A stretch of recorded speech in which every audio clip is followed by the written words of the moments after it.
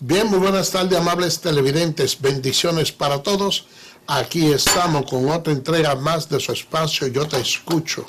Hoy, martes 23 del mes de noviembre del año 2021. Señores, el caso Coral 5G pica y se extiende. Se dice que esta red llevaba millones de pesos en saco a los bancos.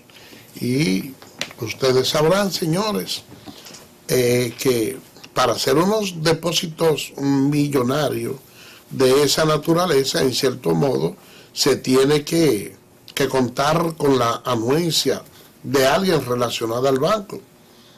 Y hay una gerente de un banco, sobre todo del Banco de Reserva de la Avenida Venezuela, la cual está siendo sindicada como parte de esa red mafiosa. También se establece que esa red compraba inmuebles, incluso hasta 65,000 pesos la tarea, uno de 83, uno de 45,000, de lo cual supuestamente se compraron 120, todo eso dinero en efectivo, y uno se pone a ver que cuando uno lleva a cualquier entidad bancaria una suma superior a los 500,000 pesos, le quieren pedir hasta la palmita.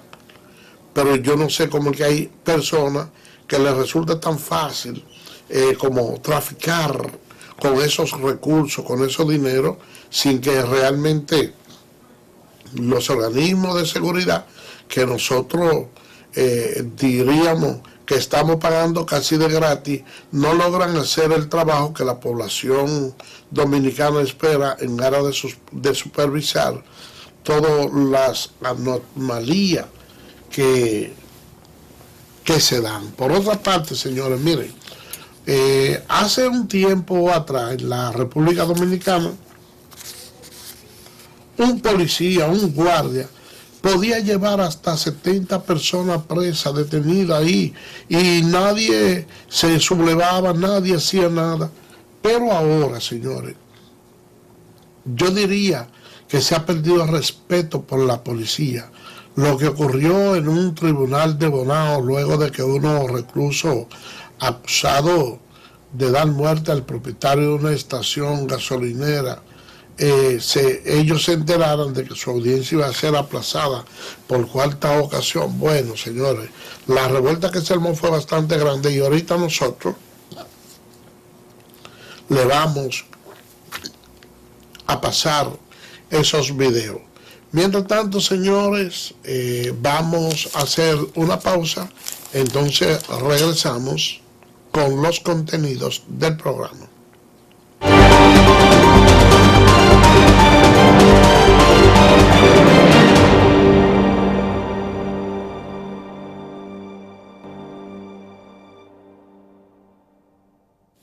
Bien, señores, gracias por permanecer con nosotros. Miren, si hay algo que realmente aquí se ha sabido respetar durante mucho tiempo, o se solía respetar, es la solemnidad en los tribunales, sobre todo la seguridad que hay que brindarle a los jueces, que son los que están instruyendo justicia.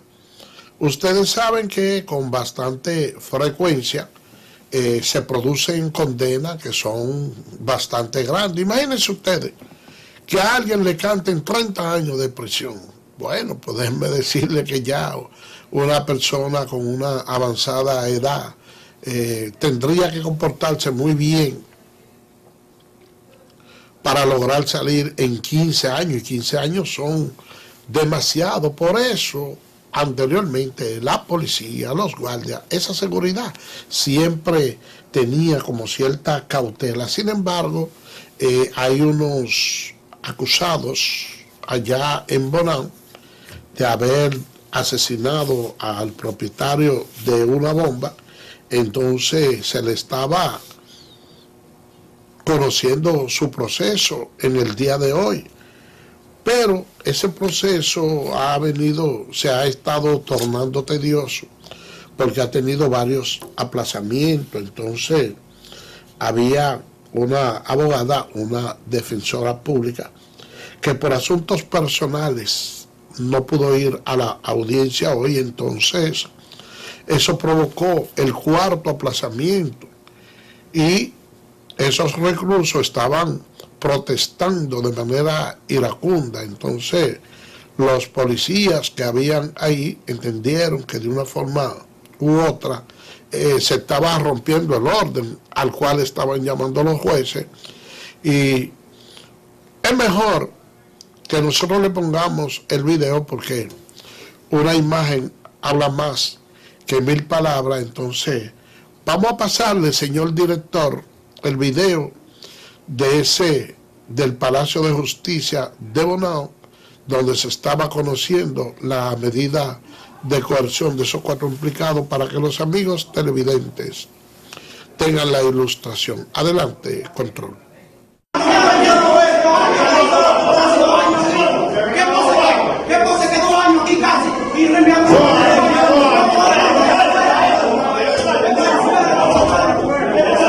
¿Para qué traen más presos para acá? Pero están como locos.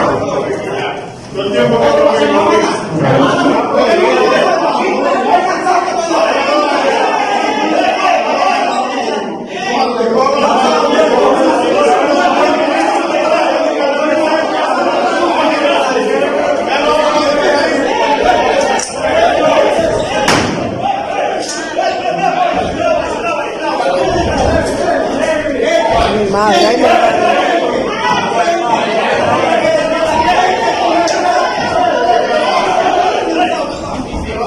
Madre, ay, mi madre.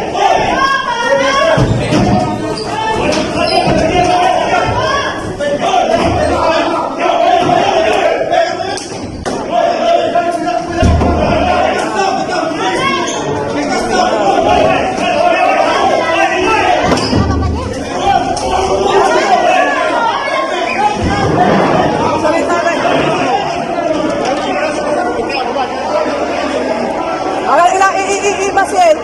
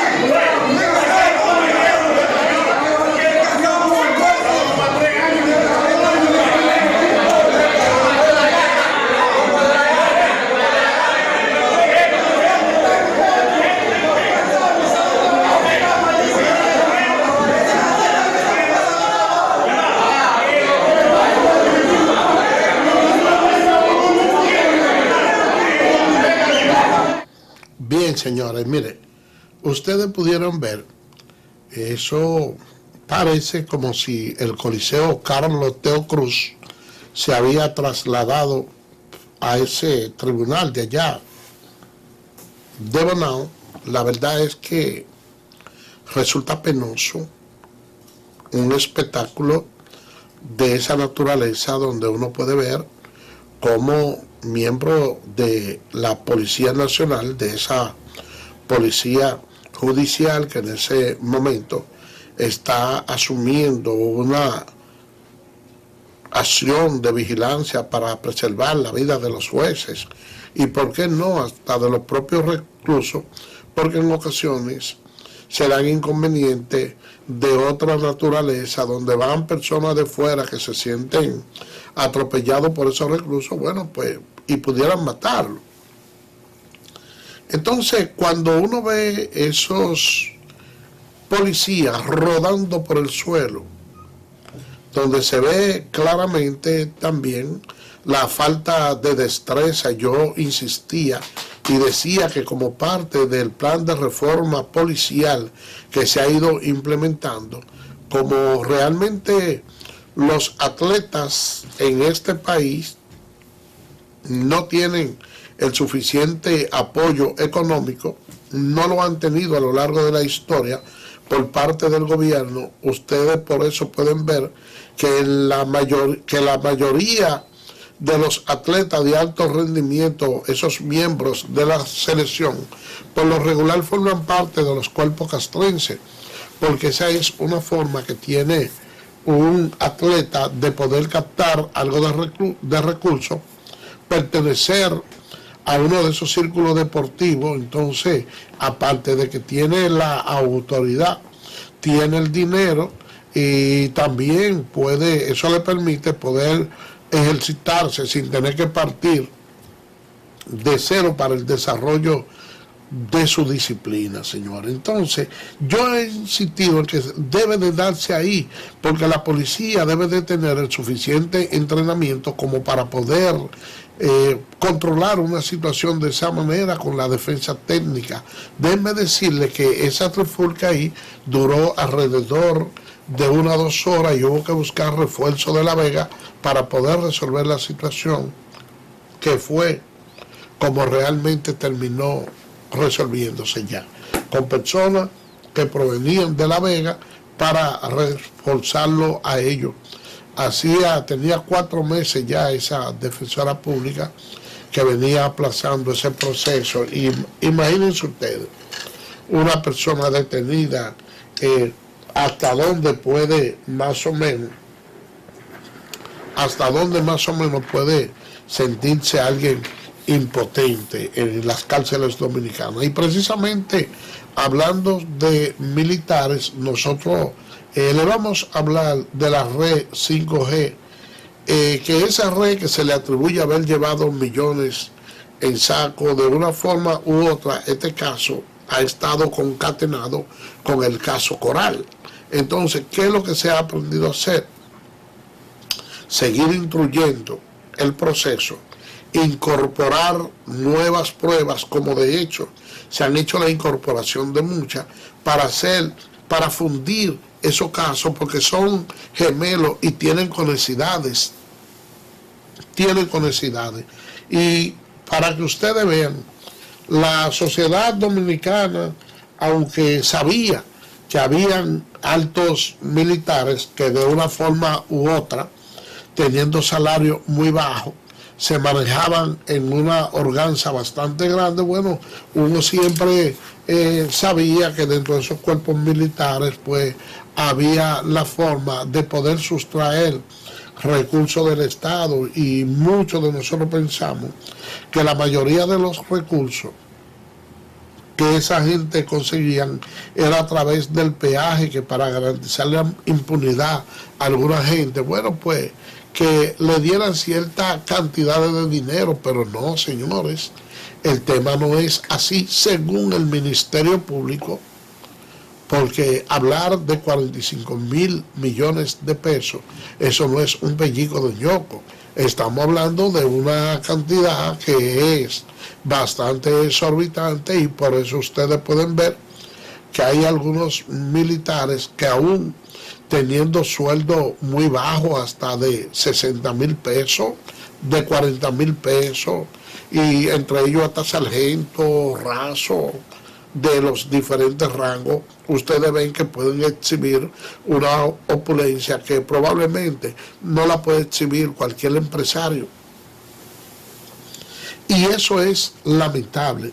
Por ahí decía Wilson Camacho que uno del grupo exclamó una frase de que no se metan con los guardias. O sea, porque a la luz de la historia siempre se ha visto ese sector con cierta temeridad, y la gente siempre lo que ha pensado es en aquellas épocas oscuras, en los golpes de Estado y cosas así, pero no. Ya eso pasó a la historia. Nosotros estamos viviendo en un mundo moderno a pesar de lo que ocurrió en Haití. pero estamos viviendo en un mundo moderno donde ya sí la guardia sí debe de ser fiscalizada, como se fiscalizan a los demás organismos.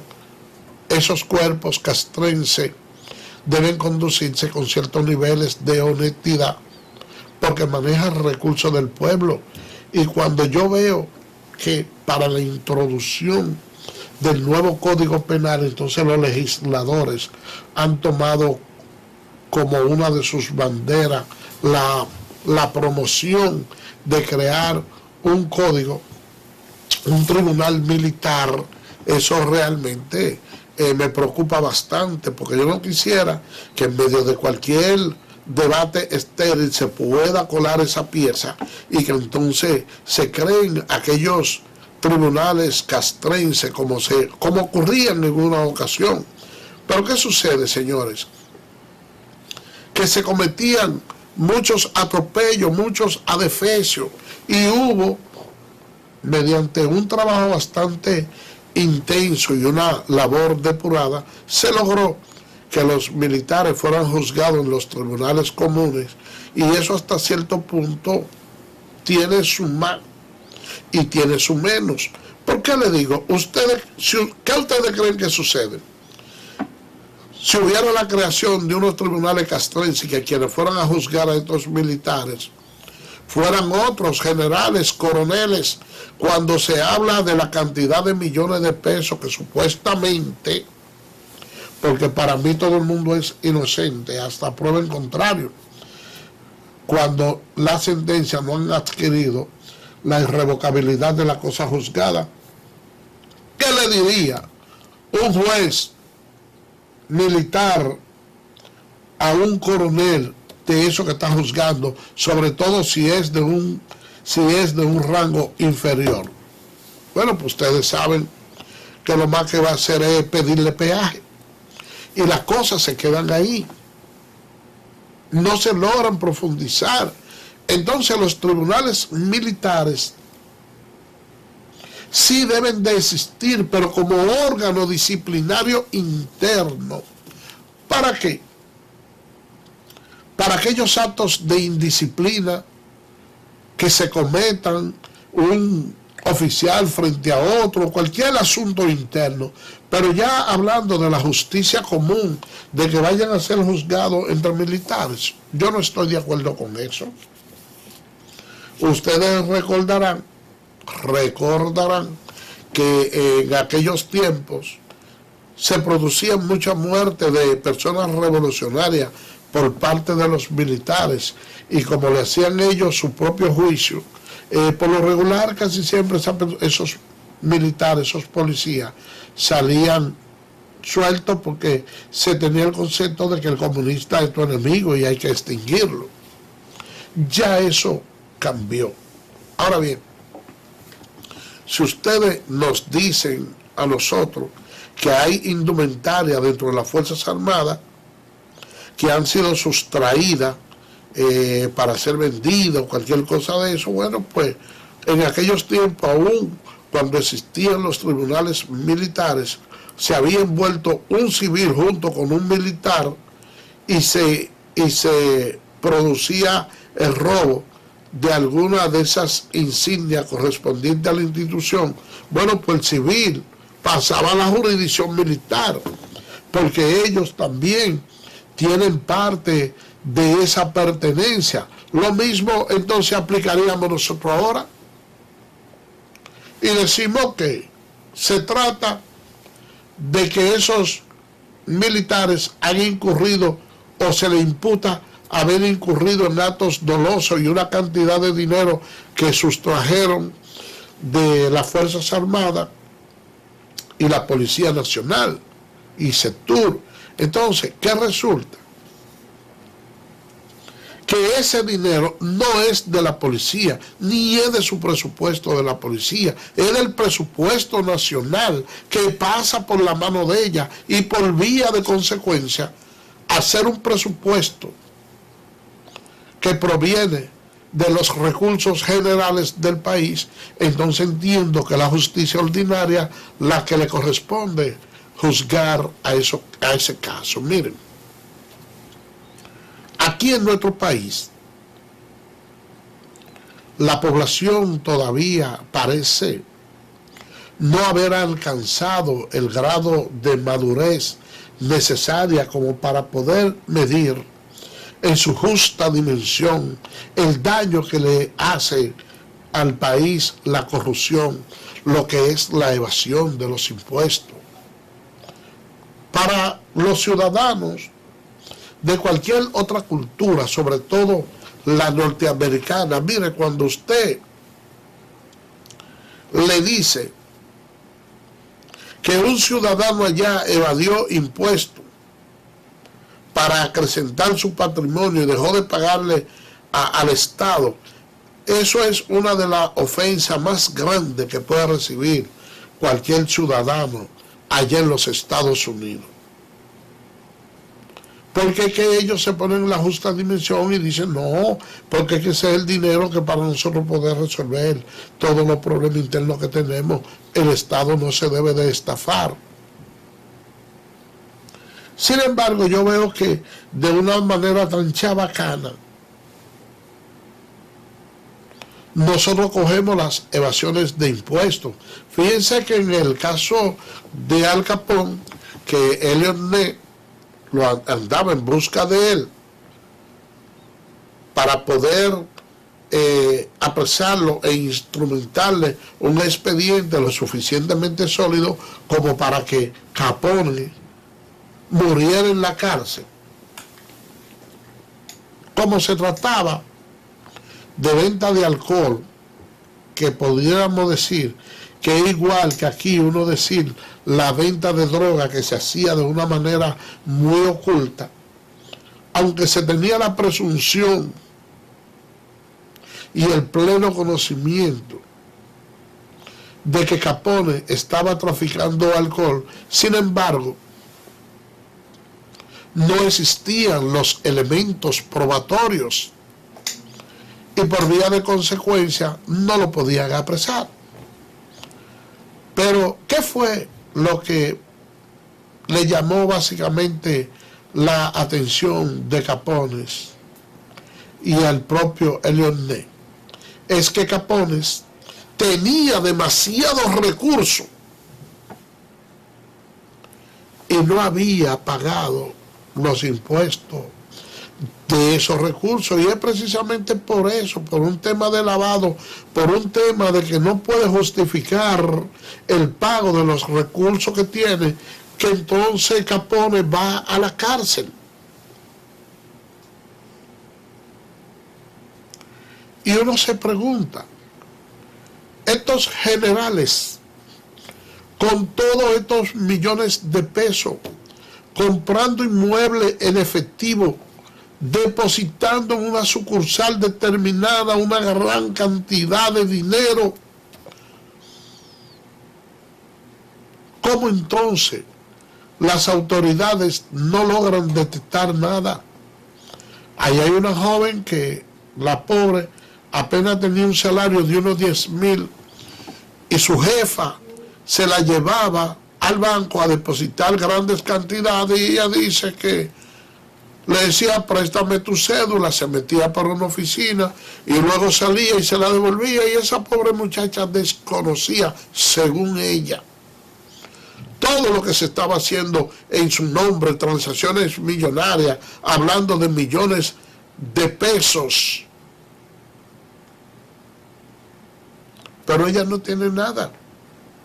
O sea que se puede advertir que esos millones que se cambiaban a nombre de ella no eran para ella. Y así el Ministerio Público tiene unas 2 o 3 personas más sindicadas diciendo que si colaboran con ellos pudieran tener una mejor suerte, y han estado esperando la colaboración. Ya ustedes saben que el mayor Girón en una ocasión dio una colaboración y una información bastante importante, pero ¿qué resulta? Que ahora en este caso hay otro Girón.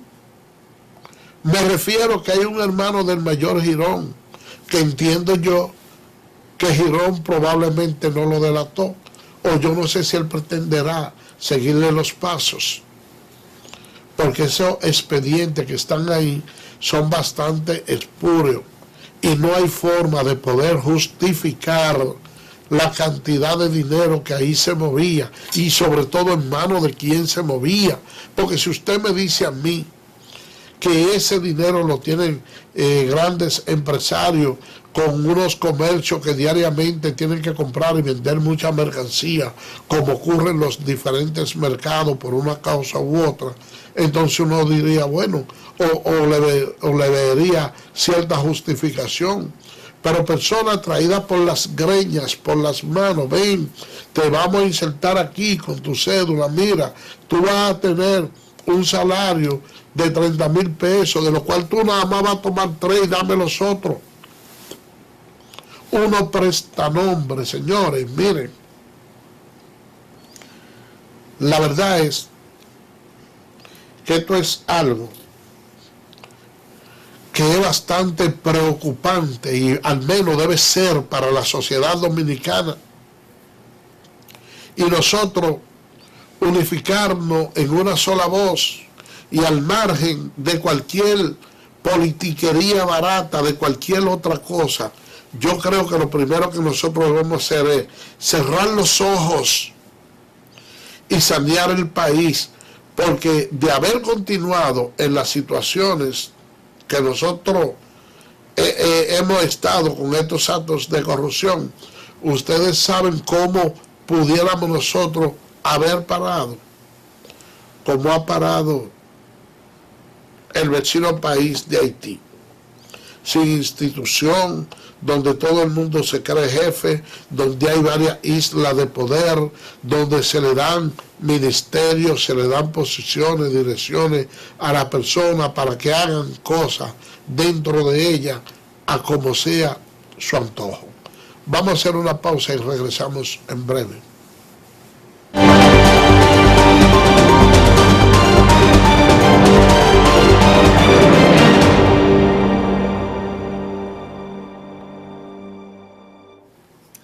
Bien, gracias por permanecer con nosotros. Miren, durante este fin de semana yo estuve por el sur profundo, allá en Hondo Valle, y la verdad, señores, que me llamó poderosamente la atención y vi que en ese pueblo hay una cantidad inmensa de nacionales haitianos. Y aunque aquí en la capital, yo diría que por la lejanía que tenemos de esa zona fronteriza, los ánimos lucen un tanto cardeados y uno puede ver que en algunos aspectos hay cierta grieta en lo que son las relaciones que de manera normal se han venido manteniendo con los nacionales haitianos. Pues déjenme decirle que allá en esos pueblos no es así. Allá los lugareños y los haitianos se conjugan en una sola familia donde usted realmente no advierte esa diferencia en términos armoniosos. Yo estuve por ahí, por donde le dicen Cañada, y estuve conversando con el guardián o el sargento de guardia que nosotros teníamos allá en esa aduana, que era lo que delimitaba el cruce del territorio haitiano y dominicano, y conversaba con él y yo le decía, mira, ¿cómo ustedes ven las relaciones en este momento entre República Dominicana y Haití? En algún momento piensan en que puede venir una estampida hacia acá, y ellos decían que no, que las relaciones se mantienen normal. Inclusive habían varios haitianos que estaban trabajando de este lado de la República Dominicana, y la verdad es que me gustó ver esa armonía. ¿Y qué estaban cocinando ellos? Una cabeza de una vaca. estaban cocinando y comiendo ahí, conjugados entre haitianos y dominicanos. Pero yo vi algo, señores, y es que las autoridades dominicanas probablemente no le dan la debida protección a lo que es el productor nacional, porque la cantidad de cerveza que yo vi vendiéndose ahí de marca haitiana, así como de ron, sin pagar ningún tipo de impuesto, me llamó poderosamente a la atención. Y ustedes ven que los lugareños, los propios dominicanos, ellos van y se juntan ahí porque se hacen muchas fiestecitas, se hacen muchas actividades. Y usted ve cómo la gente ya de una manera normal ha adaptado el paladar a tomarse esa bebida haitiana, entre ella y una cerveza. Que ellos son muy exigentes. Ellos le dicen, no, miren, yo se la puedo vaciar en un vaso, pero estas botellas no salen de aquí. Ellos no permiten que saquen esa botella de allá. Y uno diría, bueno, quizás encierran cierto manto de misterio, pero no es así. Es que realmente por el tema de las cargas de las cargas, lo que hace falta ahora mismo embarque para traer mercancía. Quizá por eso ellos vean la dificultad que pudiera haber en la obtención de botellas, porque la Cervecería Nacional Dominicana, si no me infiel la memoria, en estos días anunció que no tenía botella. Entonces ellos, para evitar esa carga, esos fletes, entonces pues sencillamente no permiten que la botella se la lleven. Entonces, otra cosa que yo pude notar y también me causó como ciertos niveles de preocupación es la influencia que tienen las emisoras haitianas en el territorio nacional. Yo pienso que de una forma u otra nosotros tenemos que tomar alguna medida, que el Indotel debe de trabajar esa parte. Las emisoras dominicanas casi no se escuchan con las interrupciones que hacen las emisoras haitianas allá en la zona fronteriza, y aparentemente las autoridades no dicen nada. Mucha gente yo diría que hasta cierto punto subestimado la voluntad de trabajo que tiene el dominicano, que siempre se ha caracterizado por ser un ciudadano trabajador. Entonces, se dice a un solo coro, los dominicanos no quieren trabajar, y por eso es que está la mano de obra haitiana. Y yo diría que no. Y señalaba los otros días que si se hace un llamado a través del Ministerio de Trabajo para laborar en cualquier otro país, bueno, pues el dominicano, yo le diría que la fila recorre el país entero, porque ciertamente tiene el deseo de trabajar. Lo que sucede es que aquí hay un sector empresarial que quiere todo el dinero para él enriquecerse en 2 días, y no quiere compartir partes de esa ganancia. Y ustedes saben lo que va a suceder si de una forma u otra,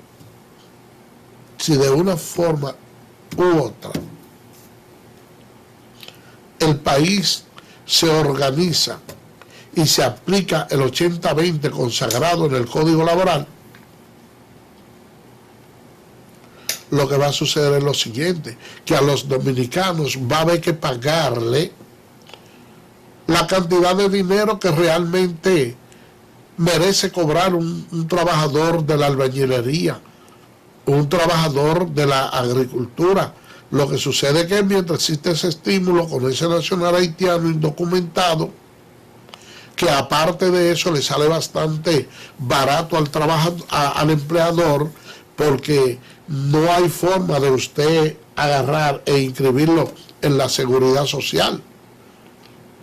Pero desconociendo nosotros que esa falta de fondos y de ese capital a los internos del país para impulsar una serie de préstamos y dinamizar la economía es lo que podría ayudarnos a la postre a que el país pueda despegar en términos de desarrollo. Cuando sea la mano de obra dominicana que esté trabajando la que prevalezca en los campos y en los trabajos de agricultura, ustedes verán que cuando lleguen cada fin de mes, cada fin de semana, ese flujo de dinero que se iba o que se va hacia el vecino país de Haití, que forman parte de las remesas que engrosan su economía, que yo me atrevería a decirle que ese es uno de los renglones que mayor aporte hacia el Producto Bruto Interno de allá, va a circular en la República Dominicana y lógicamente la economía se va a dinamizar, todo lo que son esos comercios informales, esa seguridad social, porque al dominicano sí se le cobra seguridad social y tiene que pagar. Nosotros hemos visto unas declaraciones que de una manera valiente, de una manera firme, dio nuestro presidente Luis Abinader.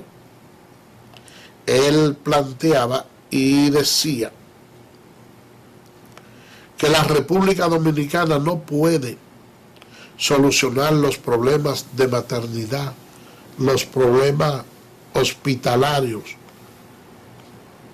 lo de aquí conjuntamente con lo de Haití, que dentro de los grados de la dignidad que se merece, él va a ir tratando esos temas. Y déjenme decirle, yo creo que el señor director tiene por ahí una gráfica para que ustedes vean cómo han estado los hospitales después del anuncio de que ciertamente se han estado enviando las mujeres embarazadas que van a consulta, no la de emergencia, sino la que van a consulta. Señor director, mire a ver si usted le puede mostrar la imagen a los amigos televidentes de cómo está ese hospital de los Minas, sobre todo. Adelante, estudio.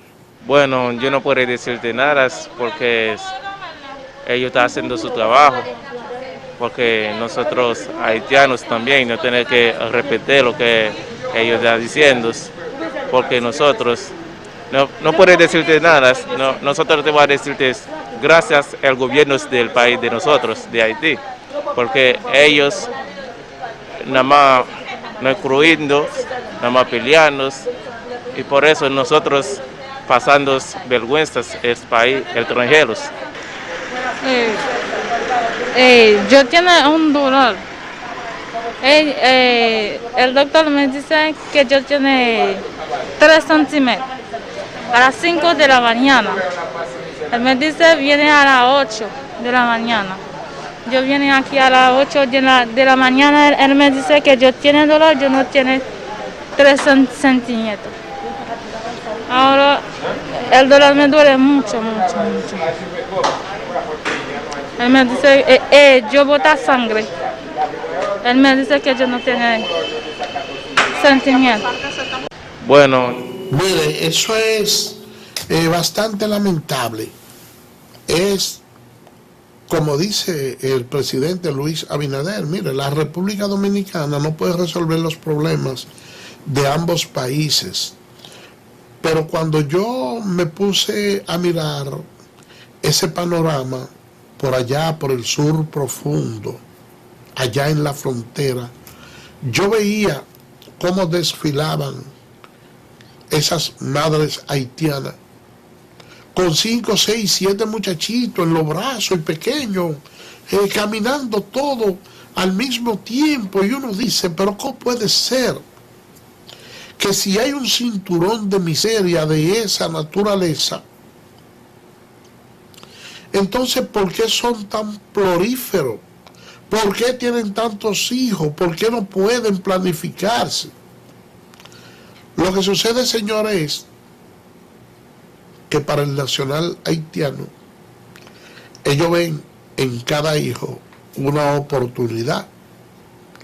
Lo de allá, por ser esa una zona bastante deprimida, probablemente no hagan como hacen muchas de las que están aquí en la capital, que esos niños los alquilan.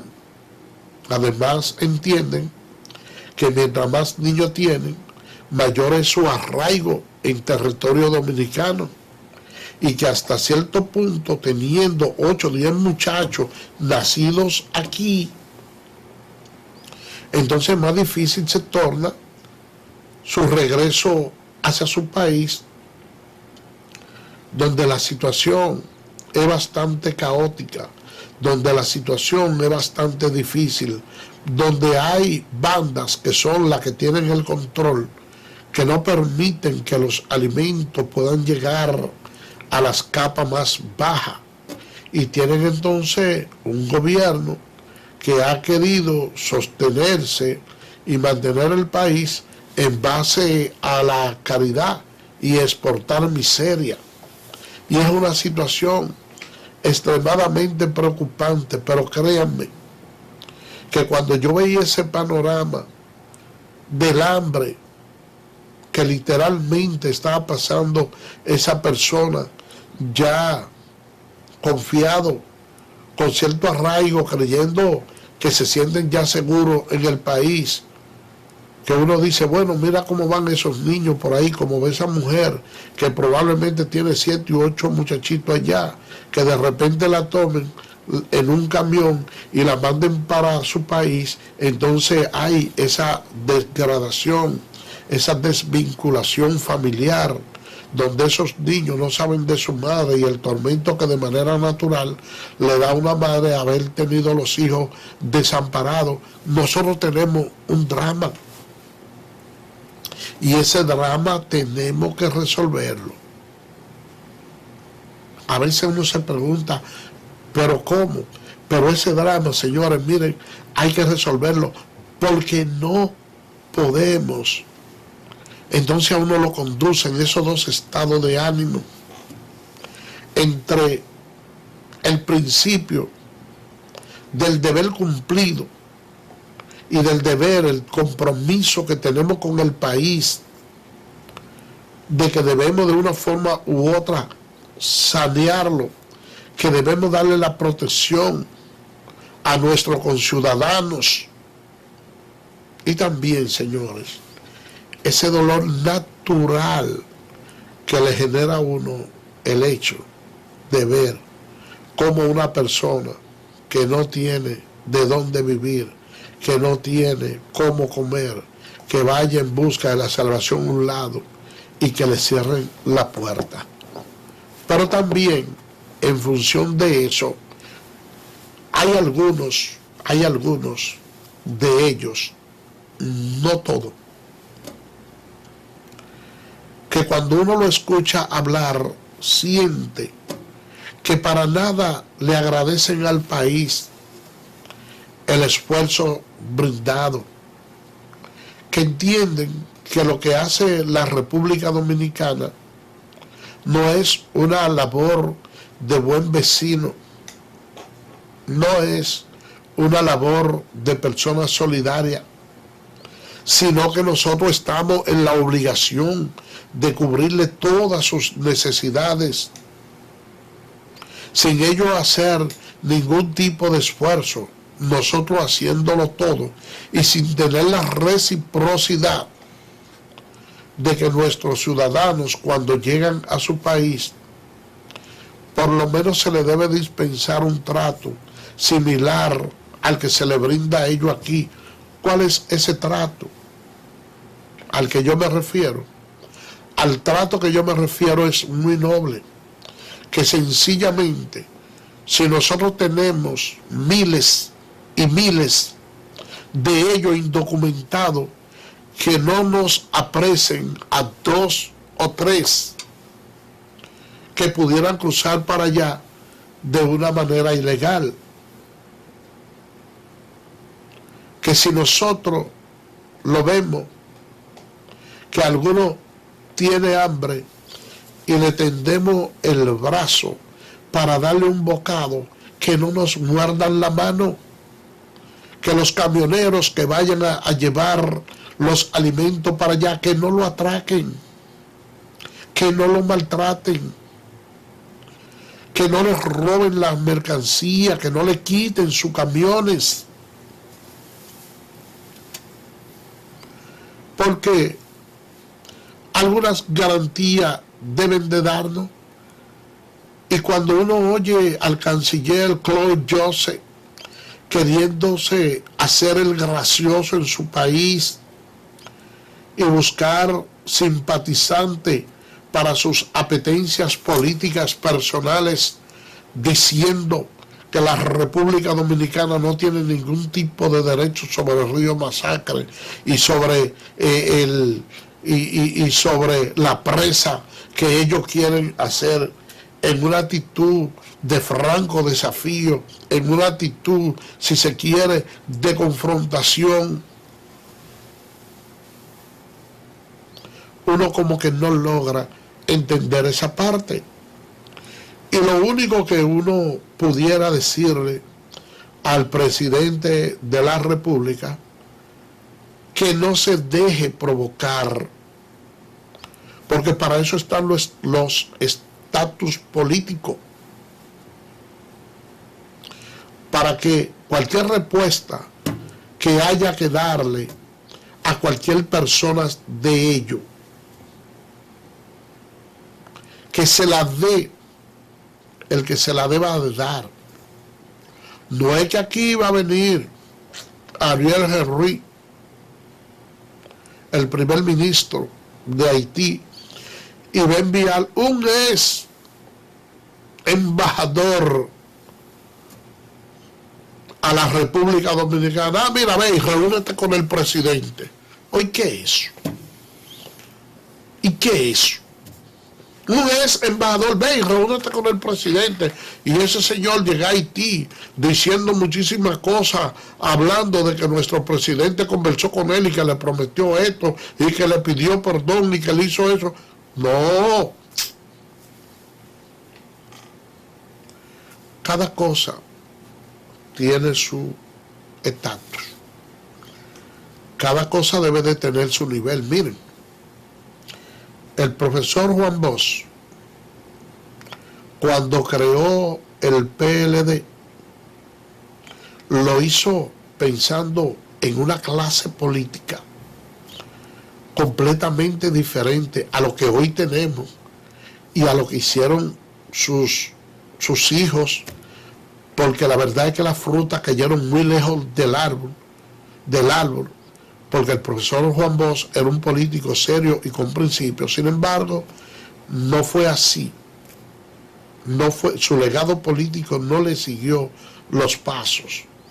Y él tenía una idea con la cual yo siempre simpaticé, y es que tenía expertos en todas las ramas, y cuando alguien ligado al sector económico le lanzaba una andanada, él se apoyaba en Vicente Bengoa, Temístocles Montaz, cualquiera de ellos.